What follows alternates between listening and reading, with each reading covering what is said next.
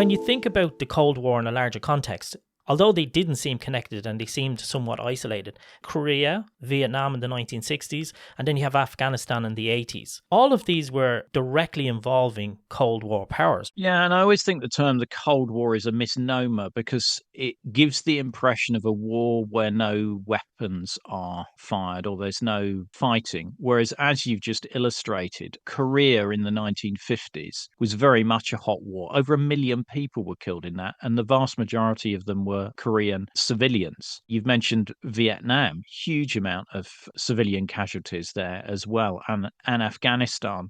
And there were other wars in Africa as well. So the Angolan Civil War, where the communist side was supported by the Soviet Union and the East Germans and the Cubans. You've got Central America with Nicaragua, with the Sandinista government coming to power, who were communist orientated or were supported by the Soviet Union. So you've got these other wars going on, but no direct conflict between the main superpowers, although there were incidents where aircraft were shot down for crossing certainly into Soviet territory. And there were some tense moments, particularly in Berlin, as well, with tanks toe-to-toe at Checkpoint Charlie in the 1960s. These, what I would call proxy wars, are very significant and certainly significant to the citizens of the countries that they were fought in.